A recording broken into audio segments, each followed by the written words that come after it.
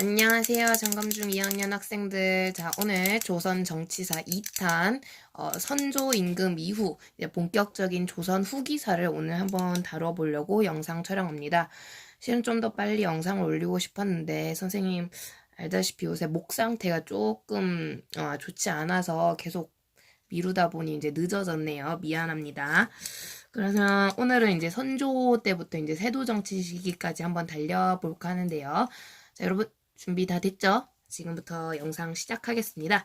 자, 지난 시간에 우리가 선조라는 임금이 이제 즉위를 하는 과정에서 이때 살인파들이 드디어 권력을 이제 장악을 하게 되고 이 과정에서 살인이 동인대 서인으로 다시 동인이 북인대 남인으로 갈라지면서 이제 붕당 정치가 만들어지는 그런 과정을 보았습니다. 자, 붕당 정치 좋게 말하면 요즘의 정당 정치랑 비슷한 거죠. 상당히 민주적인 적당히 어떤 한 특정한 세력이 권력을 독점하는 그러한 부정부패 현상이 일어나지 않고요. 오히려 이제 다양한 의견이 교류하면서 특히 붕당의 되게 큰 특징 중에 하나가 서로 공부한 선생님이 다르다는 특징을 지니거든요. 그러니까 공부하는 선생님이 다르다. 서로 가지고 있는 사상, 생각, 학문의 깊이, 요런 것들이 굉장히 다양하다라고 볼 수 있는 거고요.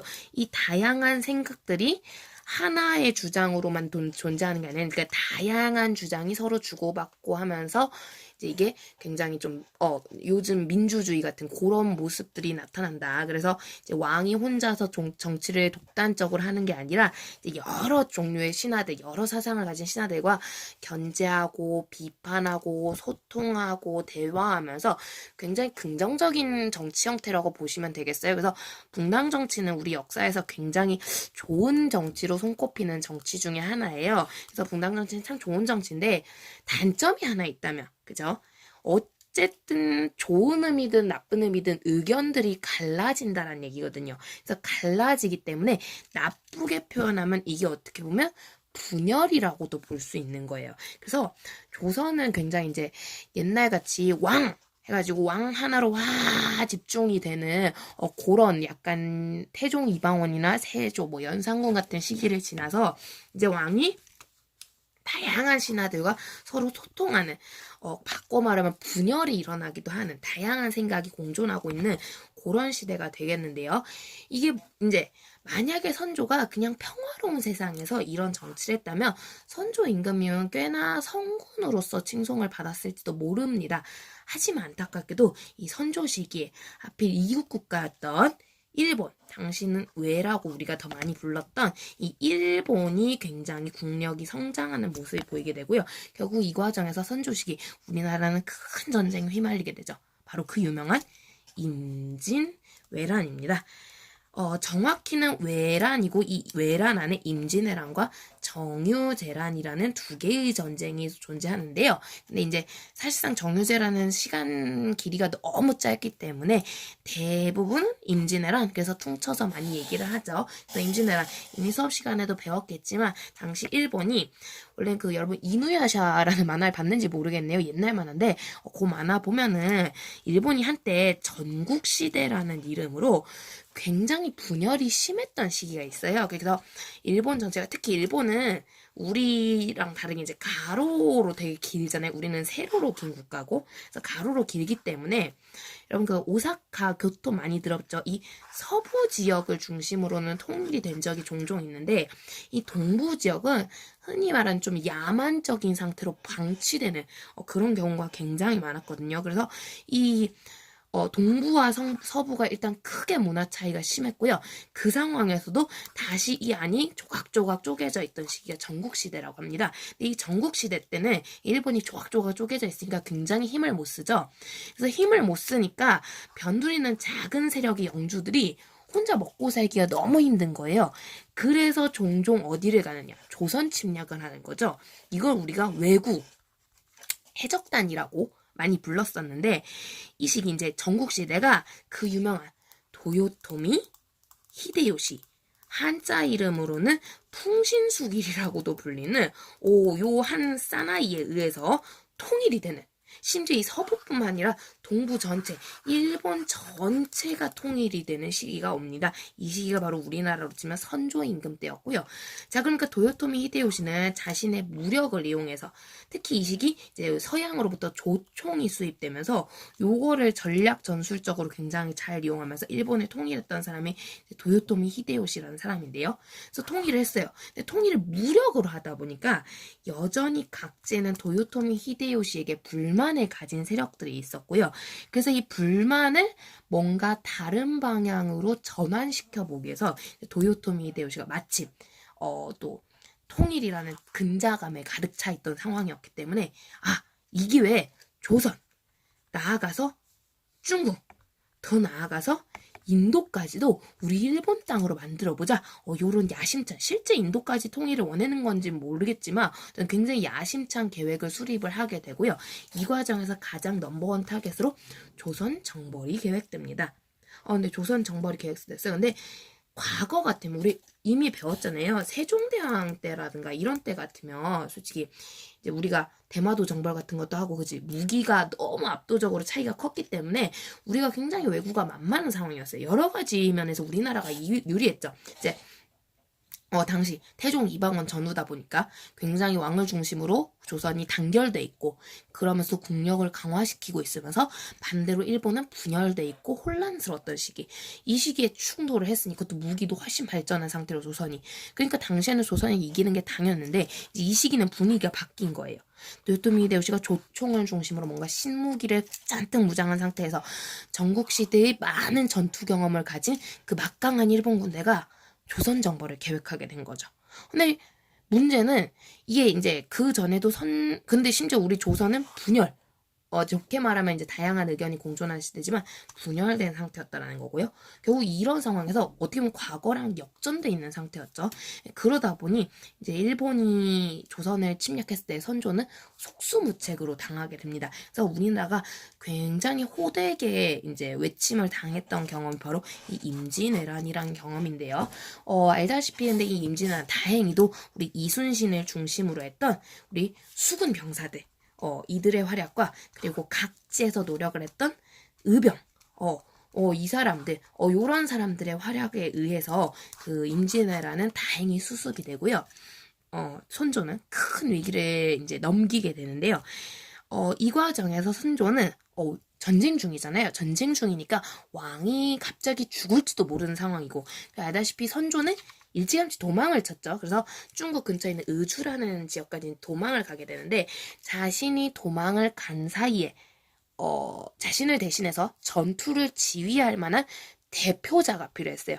그런 의미에서 선조는 당시 후계자가 급하게 필요하게 된 상황이고요. 그러니까 이 후계자로 급하게 이제 가장 똑똑하고 현명하면서 나이가 가득 좀 찬 성인이 된 아들을 이제 후계자로 임명하게 되는데요. 이 사람이 바로 그 유명한 광해군이죠. 근데 얘들아, 이미 수업 시간에 이제 들은 친구들도 있겠지만 광해군 이 후계자로 왕이 되는 게 아니에요. 이 세자라는 자리 후계자로 임명되기까지만 해도 광해군이 굉장히 애처로웠다는 거. 우리 저번에 우리 정철 이야기 들었었죠? 이미 선조 초반부터 많은 이 정철을 중심으로 했던 선조랑 친한 신하들 중심으로도 이미 광해군이 괜찮은 후계자감으로 많이 인정이 되었던 상황이란 말이에요. 그래서 일찌감치 광해군은 세자로 임명이 돼야 된다 얘가 이런 얘기가 굉장히 많이 있었던 왕자예요. 근데 그럼에도 불구하고 몇 가지 문제점이 있었죠. 일단은 중전의 아들이 아니었다는 사실. 그래서 정식 부인이 아니라 후궁 공빈 김씨라고 하는 후궁 소생의 아들이었다는 점이 선조에게 한 가지 걸리는 점이었고요. 두 번째, 그러면 후궁의 아들이면 최소한 큰아들이기라도 하든가. 문제는 이 광해군보다 큰아들이 있었다라는 거예요. 임해군이라는. 그런데 문제는 임해군은 솔직히 누가 봐도 인성 쓰레기. 세자로 임명될 감은 아니에요. 그런 점에서 이제 둘째였던 광해군이 눈길이 가긴 하지만 후궁 소생인데 둘째야. 많이 이런 점에서 여러 가지가 좀 걸리는 거죠. 게다가 만약에 이 공빈 김씨가 살아있어서 선조에게 굉장히 사랑을 많이 받았다면 또 얘기가 달라지는데요. 문제는 이 광해군을 낳은 지 얼마 안 돼서 공빈 김씨가 광해군을 낳은 이 후유증으로 사망을 하게 되고요. 그러니까 광해군은 엄마가 없는 상태에서 커요. 그러니까 이제 광해가 조금 나이가 어느 정도 찼을 때 선조는 다른 여인들에게 눈이 돌아가 있는 상태였고요. 그때 공빈 김씨와 실제 많이 라이벌로서 유명했던 인빈 김씨라는 후궁이 실제 선조에게서 가장 많은 아이를 낳았던 선조가 제일 총애했던 후궁이에요. 이 사람이 이 당시 가장 사랑을 받게 되는데 그러다 보니까 선조 입장에서는 중전 아들도 아니야. 큰 아들도 아니야. 그럴 것 같으면 차라리 내가 가장 사랑하는 아들, 즉 내가 가장 사랑하는 여인의 아들을 왕위에 올리고 싶다. 이런 생각이 선조는 가득했기 때문에요. 광해군을 세자로 책봉하는 거에 대해서 굉장히 좀 많이 불편감을 느끼게 됩니다. 그런데 외란이 터지다 보니 어쩔 수 없이 광해군을 후계자로 책봉을 하게 되는데요. 근데 이게 웬일입니까? 자, 우리 물론 외란 때 활약하면 아까 말했지만 수군과 의병의 활약을 가장 인상 깊게 얘기하지만요. 이때 솔직히 광해군의 역할도 무시를 못해요. 왕은 도망가고 몇몇 남아있는 뭐 임해군 같은 수마군? 몇 명 유명한 왕자도 있는데 완전 인성 쓰레기 짓을 하고 있던 것과 반면 광해군은 솔선수범해서 전투에서 가장 앞장서는 모습도 보여주게 되고요. 특히 당시 의병 출신으로서 정치적으로 북인 세력이 굉장히 활약을 하던 시기인데 이 북인과 광해군이 연합을 해서 진짜 여러 전투에서 승리하는 모습도 보여요. 게다가 당시 되게 왜구들에게 막 눈, 코, 귀가 잘려나가면서 굉장히 잔인하게 이제 슬픔을 겪고 있던 백성들에게 달려가서 손수 위로하고 백성들에게 미안함을 표시했던 사람도 선조가 아닌 광해군이었고요. 그런 점에서 광해군 이 전쟁을 계기로 진정 이 사람은 레알 트루 왕, 정말 타고난 왕감이다라는 이런 굉장히 많은 지지를 얻게 됩니다. 특히 조선을 도왔던 명나라조차도 굉장히 광해군을 좀 이뻐하는 모습이 보여요. 안타까운 사실은 이제 명나라도 당시 왕위 계승 문제가 좀 있어서 정작 광해군은 세자로 정식 인정을 하진 않았지만 그래도 광해군이 상당히 괜찮은 왕자구나 이런 식으로 좀 평가하는 모습들이 나타나기도 합니다. 그런 점에서 광해군이 왕감으로 떠오르게 되는데요. 문제는 이러한 멋진 광해군의 모습을 질투하는 이가 있었으니 바로 자신의 친아버지였던 선조입니다. 그런 의미에서 선조는 이제 전쟁이 끝난 후 어떻게 보면 자신을 대신해서 목숨을 걸어서 전쟁에 나섰던 아들인데도 불구하고 이 아들을 오히려 더 미워해요. 라이벌이라고 본 거죠. 그래서 오히려 광해 때문에 내 왕위가 위험할 수도 있겠구나. 막 이런 식으로 생각하면서 광해군을 더 미워하는, 더 핍박하는 그런 모습들이 보여지게 됩니다. 그 과정에서 광해군은 굉장히 불안한, 그러면서도 백성들에게 인기가 많은 그런 세자의 모습을 보여주게 되는데요. 근데 일단 이런 의미에서 선조는 당시 광해군을 이제 잘라버리고 싶은 세자 자리에서 이제 몰아내고 싶은 그런 욕심이 생기게 되는데요. 문제는 선조가 광해군을 몰아내기에는 당시 광해군은 너무 잘했던 거죠. 너무 잘했기 때문에 선조가 아무 이유 없이 광해군을 쫓아낼 수는 없는 상황이었어요. 게다가 전쟁 과정에서 광해군이 북인 세력과 굉장히 가까워지는 모습이 보이게 되고요. 그러면서 이 북인을 중심으로 굉장히 많은 신하들이 선조야 광해군 미워하지 마라 하면서 굉장히 좀 지지를 해주는 모습을 보입니다. 자, 그러니까 선조가 뭔가 건수가 없을까 이런 생각을 하게 되는데요. 광해군이 마음에 안 드니까. 근데 이때 마침 전쟁 중에 선조의 왕비였던 의인왕후라는 원래 중전이 나이를 먹고 전쟁에서 이제 힘들어하다가 죽어요. 그러면서 선조가 이 당시 임목왕후라는 새 중전을 드리게 되는데요. 문제는 이제 둘 나이가 거의 한 30살 가까이 차이가 나는 요즘으로 치면 진짜 철컹철컹할 것 같은 그런 나이 차이였다는 거죠. 그래서 이 10대 당시 15세인가 16세인가 임목왕후가 그랬을 거예요. 이 10대 어린 소녀가 40대 거의 이제 이 당시로 치면 할아버지 뻘에 가까운데 할아버지 뻘, 아빠 뻘이 이제 선조와 혼인을 하게 됩니다. 그러면서 부인이 너무 어려서 가능했나 봐요. 기적적으로 임몽왕후는 그 나이 많은 선조에게서 1녀 일남. 두 명의 자식을 낳게 되고요. 문제는 이 과정에서 일남. 아들을 낳아버렸어요. 이 사람이 바로 영창대군이라는 사람입니다. 선조가 그토록 기다리고 기다리던 정식 부인, 중전몸에서 나온 아들이라는 거죠. 당연히 선조는 이 과정에서 꿈을 꾸게 됩니다. 누구를 왕위로 앉히고 싶다는. 그쵸. 영창을 왕위로 앉히고 싶다는. 비록 당시 영창이 돌밖에 안 지난 갓난아이지만 임모광우 집안들이 도와준다면 충분히 정치를 할 수 있을 거라고 믿었어요. 그래서 선조는 자기가 미워하는 광해군 대신에 영창대군의 왕위에 오르려는 모습을 많이 보이게 되고요. 그래서 광해군은 굉장히 이제 왕위 위기를 겪게 됩니다. 근데 이제 특히 이때 광해군이 정말 위험했던 게 나이도 찼고요. 능력도 있다고 이미 검증을 받은 세자예요. 근데 그런 세자가 쫓겨난다고 생각을 해보세요. 나중에 만약 진짜 영창대군이 왕위에 오르잖아요. 실제 영창대군이 왕위에 오른 뒤에 역모가 일어난다. 가장 걱정되는 후보는 광해군인 거죠. 설사 광해군이 그럴 생각이 없다고 해도 다른 신하들이 과연 광해를 그냥 둘 것이냐. 이런 부분에서 만약에 광해군이 세자에서 폐위되잖아요. 죽는 거라고 보시면 돼요. 그리고 근데 한편 이제 영창대군도 왕위 계성 후보에 오른 순간 마찬가지인 거죠. 광해군이 왕위에 오르면 영창대군도 죽는 거예요.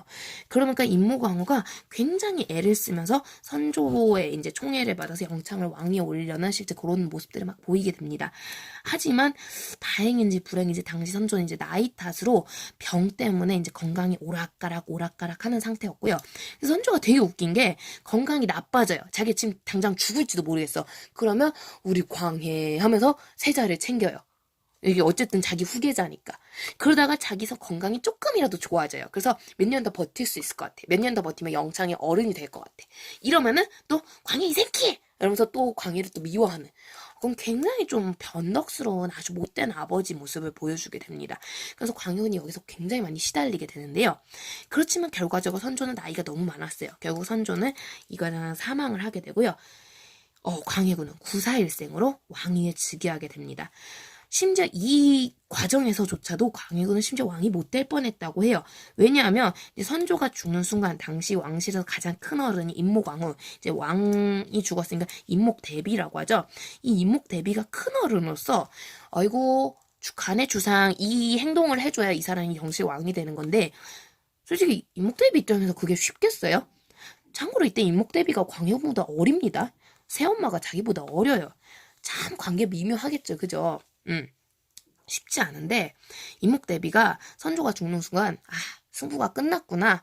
우리 이제 모자가 살아남으려면 광해한테 슬슬 잘 보이는 수밖에 없다. 아부하는 수밖에 없다. 이렇게 생각을 해서 임목대비가 이제 광해군한테 좋게 보일 생각으로 광해군을 결국 왕으로 인정해줘요. 그래서 또 이 당시 이제 광해군을 지지했던 북인들을 중심으로 또 임목대비를 막 설득을 하게 되죠. 그래서 이 북인들의 도움과 임목대비의 잘못된 판단으로 광해군은 이제 왕위로 즉위를 하게 되는데요. 당연히 왕이 되고 광해군 입장에서는 불안해요. 본인 아버지가 자기 왕위를 가지고 장난질을 쳤던 사람이거든요. 신하들 중에 북인만 있는 거 아니에요? 이 당시 여러분 이제 방금 붕당정치 아까 봤듯이 이때 서인, 남인, 북인, 광해군은 이 세 세력을 이끌고 정치를 해야 되는 상황인데 문제는 북인은 이제 자기 편이에요. 얘는 상관이 없는데 이 남인이 임목대비 집안이 껴 있었거든요. 그리고 이 서인들은 아예 남인 북인하고 원래 얘네는 합쳐서 동인이었잖아요. 아예 정치 색깔이 반대여가지고요. 상당히 광해군하고도 마찰을 빚었어요. 광해군은 북인하고 이제 뜻이 맞다 보니까 그런 점에서 서인 남인은 광해군이 함께하기는 상당히 껄끄러운 정치 세력이 되고요. 이제 그러다 보니까 광해군이 더 불안해지는 거죠. 내가 결국 북인하고 친하게 정치를 할 수밖에 없는 상황인데 그러면 과연 서인 남인이 가만히 있을 것인가? 서인 남인이 내 동생을 이끌고 역모를 일으키진 않을까? 반정을 일으키진 않을까? 혹은 내 남동생이 아니어도 내 형, 첫째 형, 임해군 비록 인성 쓰레기지만 첫째라는 거 무시 못해요. 첫째인 내 형을 가지고 역모를 하진 않을까? 혹은 그 밖에 기타 등등 아버지가 낳아놓은 저 수많은 왕자들을 데리고 역모를 일으키진 않을까. 광해군은 굉장히 불안해합니다. 결국에는 이 과정에서 광해군은 많은 형제들을 살해하게 되고요. 특히 여기서 가장 앞장서서 제일 먼저 죽였던 사람이 당연하겠죠. 선조가 제일 왕으로 올리고 싶었던 사람. 영창대군을 제일 먼저 제거를 해요. 근데 영창대군을 죽이려고 하니까 누가 막겠어요. 당연히 새엄마였던 임목대비가 이걸 막거든요. 그래서 이 과정에서 광해군은 너 내 엄마 아니야. 엄마를 폐위시키는, 대비 자리에서 쫓아내는 그런 행동을 하게 됩니다. 그래서 광해군 나름에는 왕권을 강화시키기 위한, 자신의 왕위 계승을 안정화시키기 위한 장치였지만 굉장히 조선 유교 사회에서는 폐륜적인 행동에 해당하는 폐모살제라는 죄를 저지르게 됩니다. 폐모살제, 말 그대로 방금 얘기한 거죠. 어머니를 폐위시키고 형제들을 살해하는. 그래서 진짜 권력 앞에선 가족이고 뭐고 없는 거예요. 그 되게 잔인무도한.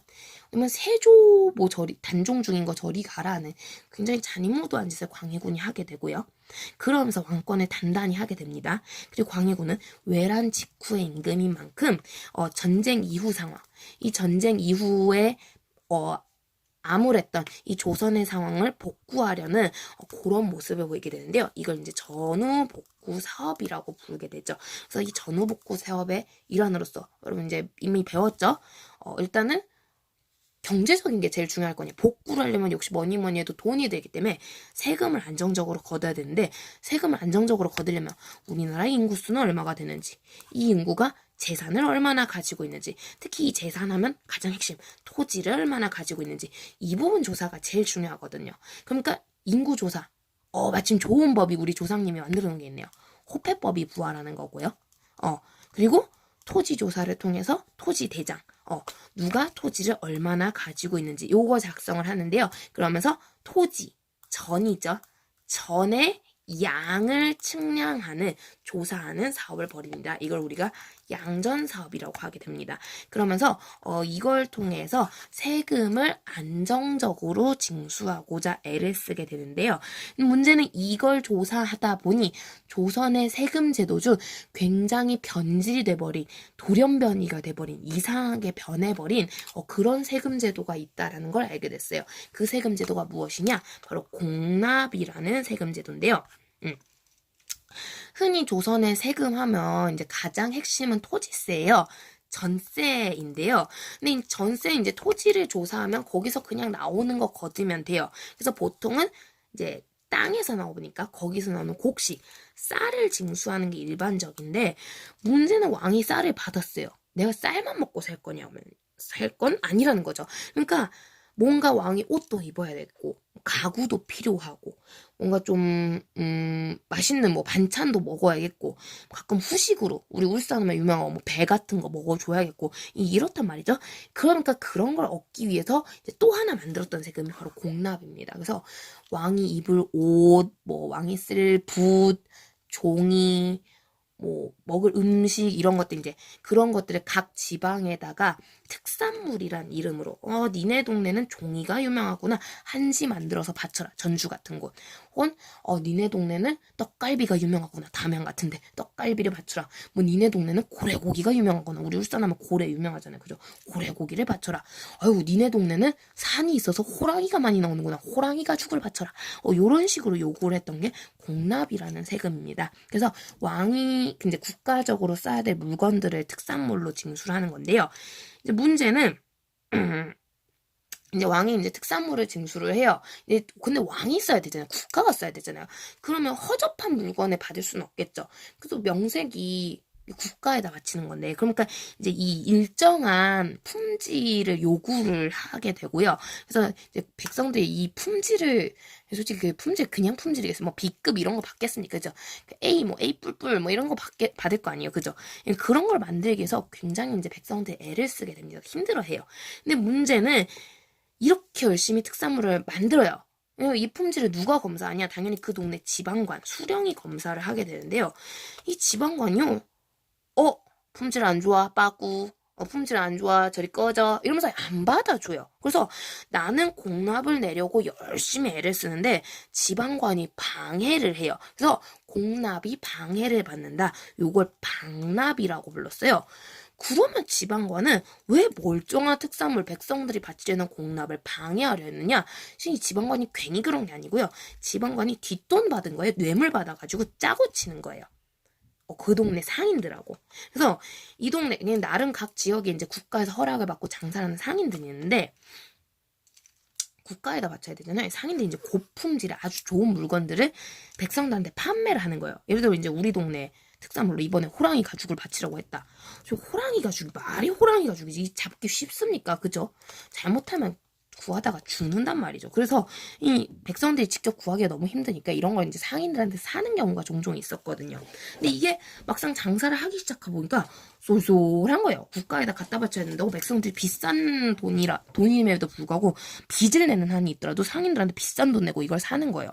상인들이 이왕이면 백성들이 직접 특산물을 만들어내는 것보단 자기 걸 사는 게 훨씬 이득이겠죠. 그래서 지방관에게 적당히 뇌물을 주고 짜고 치는 거예요. 그래서 지방관은 이 백성 A가 이 상인으로부터 물건을 사오기 전까지 아무리 좋은 품질의 물건을 가져와도 그거 아니야 노야 하면서 이제 빠꾸를 시키게 되는 거죠.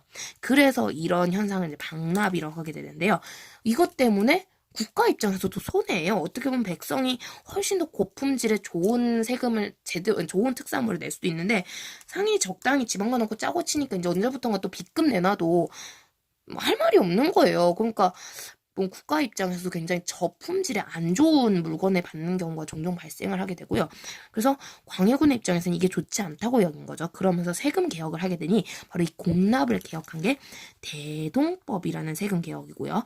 광해군 하면 가장 유명한 업적입니다. 그래서 대동법이라는 조세 개혁을 하게 됩니다. 그래서 이 대동법을 통해서 안정적으로 세금을 징수하게 되고요.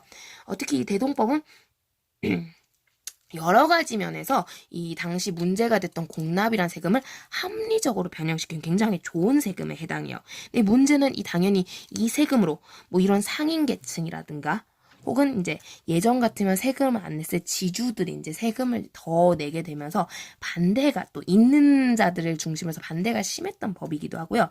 그래서 주의해야 돼요. 광해군 때 대동법은 시작한 거예요. 완벽하게 실시된 게 아니에요. 광해군 하면 대동법이 제일 유명하지만 실제로 대동법은 방해가 굉장히 심했기 때문에 100년에 걸쳐서 단계적으로 도입이 됐던 법이고요. 그러니까 근데 이 100년에 걸쳐서라도 단계적으로 도입될 수 있던 계기를 마련한 사람이 광해군인 거죠. 그런 점에서 광해군은 이런 부분에선 굉장히 훌륭한 왕으로 칭송을 받게 됩니다. 게다가 이런 걸 조사하는 과정에서 보니까 우리 백성들이 전쟁을 겪으면서 많이 아파요. 전염병도 돌고요. 부상당해가지고 막 장애 겪는 사람도 많고요. 이런 사람들 너무 안쓰러운 거예요. 그래서 의서를 편찬하죠. 그게 선조 때부터 편찬되기 시작했지만 그 유명한 허준의 동의보감이고요. 그래서 이런 업적들을 보면 광해군은 상당히 괜찮은 왕으로서의 면모를 보여주게 됩니다. 그래서 무역 폐모살자는 굉장히 좀 폐륜적인 행동을 하긴 했으나 백성의 입장에서는 꽤 괜찮은 느낌의 업적을 많이 남겨요. 근데 이제 그렇다고 또 광해군이 무조건 좋은 왕이냐 또 그건 아니에요. 실은 이제 요새는 하도 광해군이 이제 이런 부분이 그동안 감춰져 있었기 때문에 부각을 많이 시키면서 좋은 왕인 것처럼 포장을 하지만 이제 광해군이 이제 이런 업적을 통해서 결국에는 자신의 왕권이 다시 살아났다는 거. 니네 서인 남인 감히 영모 이렇게 생각하지 마. 내 왕권 강해. 라는 걸 보여주기 위해서 그 상징으로 궁궐 건축을 굉장히 많이 하게 되고요. 그래서 백성들이 이제 대동법 같은 거는 오예 하고 이제 환호를 했겠지만 궁궐 건축 같은 데 이제 동원이 되면서 뭐 백성들 괴로웠던 건 피차 일반이었다고 합니다. 그래서 상당히 힘들었다라고 얘기를 하고 있고요. 어쨌든 그래서 광해군이 이제 국내적인 정치를 함에 있어서 좀 좋은 정치와 안 좋은 부분과 이제 같이 이제 두루두루 하는 모습을 보여주게 되는데요. 근데 이 과정에서 광해군 참 난감하네. 어쨌든 내부적으로 그래도 자기 딴에는 나름의 이제 외란 이후에 힘들었던 상황을 나름 복구했다고 생각을 했는데 이 광해군이 그래서 가만히 얌전히 있으려고 하니까 국외 정세가 대외 정세가 광해군을 가만히 두지 않아요. 그게 바로 여진족의 성장이었고요. 당시 이제 명나라가 여러 가지 이제 문제들에 의해서 굉장히 나라 상황이 혼란해지면서 이 틈을 타서 이제 만주 지역에 있던 우리한테도 오랑캐라고 불렸던 4대 교린 정책의 대상 중에 하나였던 이 여진족이 누르하치라는 사람을 중심으로 통일이 되고 성장하는 모습을 보이게 됩니다. 그러면서 결국 여진족이 나라를 세워요. 후금이라는 나라. 그러면서 이 후금은 중국을 차지하려는, 그러면서 명과 전쟁을 하는 그런 모습을 보이게 되고요. 자, 그러다 보니 근데 떠오르는 해님이고 지는 해예요. 명나라가 상당히 불리한 상황이었죠. 그러니까 명나라가 누구에게 도움을 요청하느냐? 조선한테 도움을 요청하는 거예요. 니네 임진왜란 때 우리 왜 도움 받지 않았느냐? 이번엔 니네가 그 은혜를 갚아라. 제조지은이라고 하는데요. 그러면서 광해군에게 이제 명나라를 도울 군사를 파병할 것을 요청을 하게 됩니다. 광해군 난감하죠. 이제 막 우리 이제 조금 삼시세끼는 먹을만 하게 됐다 보니까 다시 전쟁하게 생겼어. 곤란한 거예요. 그러다 보니까 광해군, 게다가 명 괜히 도와줬다가 우리 후금한테 밑보여서 후금하고 전쟁하게 되면 어떡해요? 난감하잖아요. 그죠? 우리 무슨 힘이 있다고. 그러다 보니 광해군은 적당히 명의 요청대로 파병을 허락하면서 명의 편을 드는 척하면서 뒷구녕으로는 후금에게도 살랑살랑살랑 꼬리를 흔드는 그러한 양다리 정책을 펼치게 됩니다. 그게 유명한 중립외교라고 하고요. 광해군의 이 중립외교 정책은 꽤나 성공적이어서 당시 이제 강홍립이라는 장군을 통해서 이 정책을 실시를 했는데 실제로 이제 그래서 후금이 명나라와 막 전쟁을 하는 과정에서 조선만큼은 건드리지 않았던, 굉장히 그래서 조선이 밖은 시끄러운데 우리 조선만은 평화롭던 굉장히 괜찮았던 정책에 해당됩니다. 오늘날 관점에서. 특히 우리는 이미 오늘날 관점에서 알고 있잖아요. 결국 최종 숙자는 후금이 된다는 거. 그런 점에서 더더욱 광해군의 중립외교는 굉장히 좋은 선택지라고 볼 수 있는 거죠. 근데 문제는 우리 조선은 역시 유교의 나라거든요. 성리학의 나라.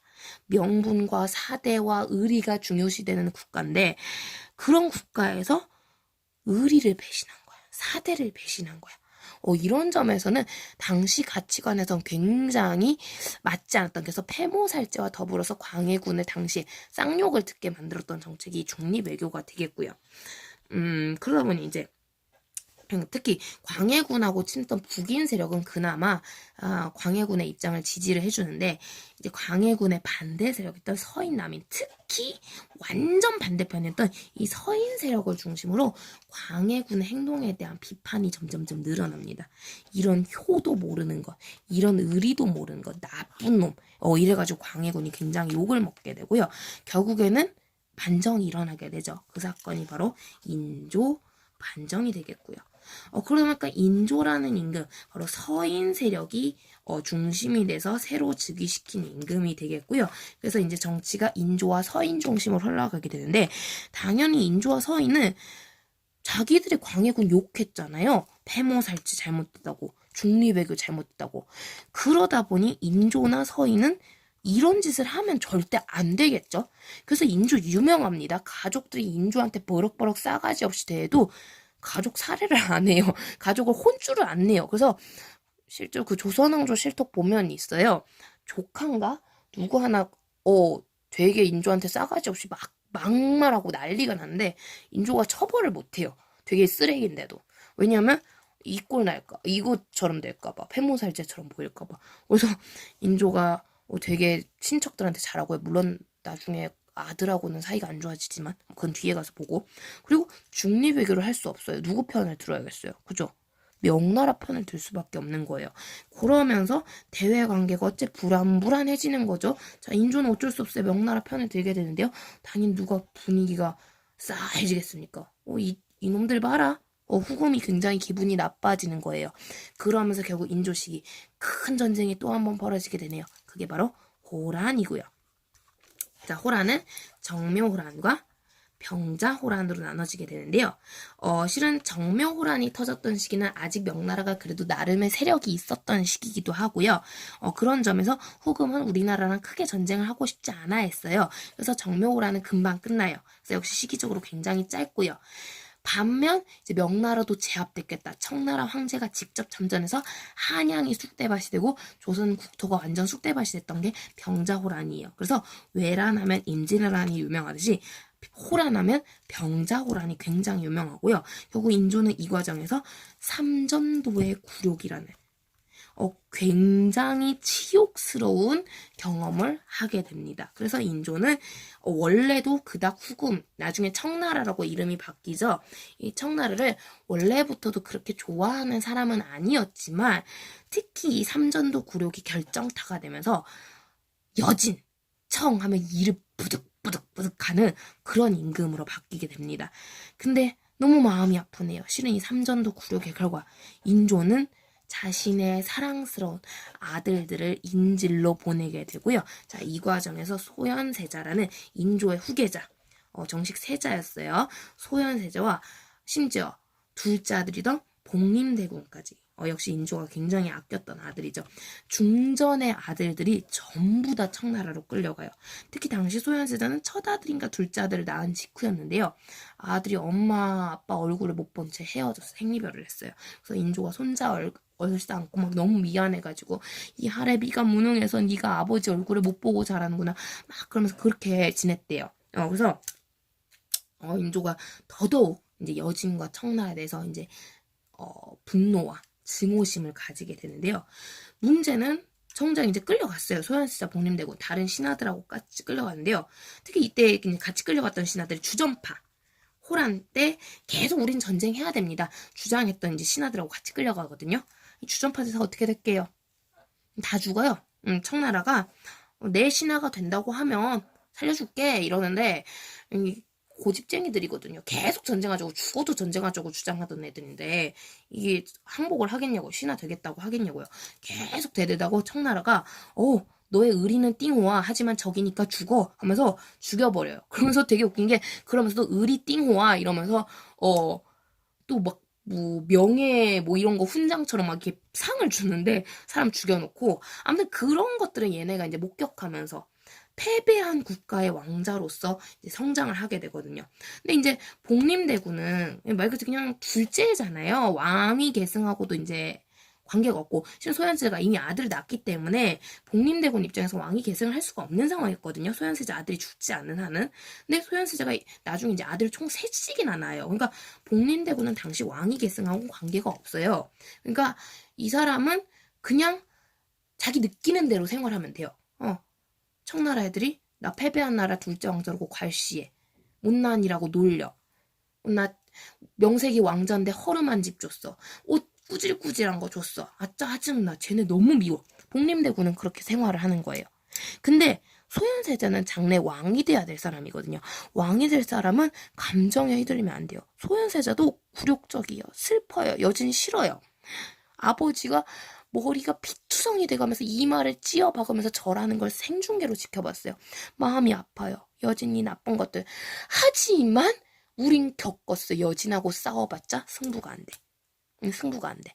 그러면 내가 장래 왕이 된다면 이 여진한테서 어떻게 살아남아야 되는가. 여진을 한번 배워보자. 소현세자는요. 상당히 현실적인 시각으로 여진을 접근했던 사람이고요. 그러다 보니까 인조라든가 복림대군은 단순히 여진 싫어 이런 부분을 중심으로 좀 여진 쪽을 바라봤다면 그냥 감정적으로 우리 괴롭혔어 싫어 이렇게 봤다면 소현세자는 싫지만 함께해야 되는 세력이야. 싫지만 우리가 맞부딪혀야 되는 좋게 돼야 되는 아부를 해야 되는 대상이야. 무작정 싫다고 할 수가 없다고. 얼굴에 철판 깔고요. 여진족하고 잘 지내기 시작해. 소현세자가 외교적인 능력이 굉장히 탁월했던 왕자예요. 특히 소현세자가 그때 이제 또 지켜보게 되거든. 이게 자신과 함께 끌려왔던 많은 백성들, 노예 생활을 하고 있는 이 청나라에서 끌려온 이 불쌍한 백성들, 어떻게 하면 우리 조선 백성들 한 명이라도 구원해 갈 것인가. 이런 부분에서 소현세자는 여러 가지면서 굉장히 멋있는 모습을 보여주게 되고요. 오죽하면 이 청나라가 얘네 왜 끌고 왔겠어요? 조선 못 믿거든요. 조선 굉장히 나한테 여진 입장에서 의리 없는 국가거든요. 실제 소문 들릴 거 아니에요. 인조가 오늘도 우리 쌍욕했다더라. 들려요. 그래서 믿음이 안 가니까 데리고 왔는데 소현세자 몇 년 생활하면서요. 여진족 믿음 확 사버려요. 그래서 여진족이 네가 왕하면 야 우리 인질 필요 없다. 너 가라 집에. 이런 식으로 나올 정도로. 그래서 나중에 인조한테도 편지 써가지고, 야, 너 나가지? 그냥 소연한테 왕이 주지? 뭐 이런 편지를 쓸 정도로 굉장히 이 능력치를 증명을 해요. 마치 선조 때 광해군이 전쟁에서 활약을 했던 것처럼 이 왕자 보통이 아닙니다. 그러면서 특히 당시 청나라를 통해서 소현세자는 서양의 또 문물을 접했던 걸로 유명했던 사람이고요. 그래서 나중에 소현세자 귀국길에요. 막 아빠한테 선물로 막 천리경, 뭐 자명종 이런 거 막 들고 와요. 그래가지고는 아빠가 이런 거 갖다 주면 좋아하겠지 했는데 이런 제길 인조는 계속 처음부터 끝까지 이런 삐삐삐 이러는 상황이었는데 아들이 와가지고 아빠 여진껏 신기하죠 이러고 있으니까 아들이 이제 아들로 안 보이는 거예요. 인조 입장에서는 후레자식 같은 거야. 결국엔 소현세자랑 관계가 굉장히 멀어지게 되고요. 소현세자가 마음의 병 여러 가지 병에 걸리게 됩니다. 그러면서 결국 소현세자가 도중에 죽어요. 그러면 소현세자가 죽었어요. 누가 왕위를 이어야 될까요? 아까도 얘기했죠. 이 경우에는 소현세자가 이미 아들을 낳았기 때문에 세손이라고 하죠. 사도가 죽고 정조가 계승을 한 것처럼 소현세자의 아들들이 왕위를 이어야 돼요. 그런데 어처구니 없게도 인조는 이 소현세자의 아들들을 그 세자빈이었던 소현세자 부인이죠. 살아있던 세자빈 강씨가 역모를 일으켰다. 요런 누명을 씌우면서 아들들하고 싹 귀향을 보내버려요. 내가 미안하다 손자야 이랬던 할아버지가 손자들 다 귀양 보내요. 그리고 손자들은 결국에 2명은 귀양지에서 죽고요. 나중에 1명은 풀려나긴 하는데 오래 못 살아요. 결국 걔도. 그래서 굉장히 비극적인 집안이 소현세자 집안인데 그러면서 자신과 비슷한 입장이었던 후금 싫어 청나라 싫어 했던 이 복림대군에게 왕위를 물려주게 됩니다. 이 사람이 효종이고요. 그러다 보니 효종은 처음부터 끝까지 아버지처럼 정나라 싫어 했던 사람이에요. 게다가 이 사람 북방 생활을 해서 그런 건지 모르겠지만 덩치도 굉장히 크고요. 굉장히 좀 문보다는 조선은 보통 문을 중시하는 국가인데 문보다는 무가 눈에 띄던 그래서 막 군사훈련 때 청룡 언얼도라고 하죠. 그 관우가 들고 다니는 그왜 이러 그림을 못 그리겠네. 미안해요. 이런 느낌의 거대한 창을 막 들고 다니면서 막 휘둘렀던 왕이 효종이에요. 그래서 이 무에서 특수한 능력을 가지고 있었기 때문에 이 무력을 이용해서 복수하자. 누구에게? 우리를 짓밟았던 우리의 친구 명나라를 짓밟았던 청나라에게 복수하자라는 북벌을 추진하게 됩니다. 그래서 북벌 본격적으로 들어갈 건데 여기부터는 다음 강의 때 광해군을 내가 너무 길게 했네요. 여러 가지 하다 보니까. 그래서 북벌부터는 다시 다음 강의에서 이어서 가도록 하겠습니다. 여기까지 뿅!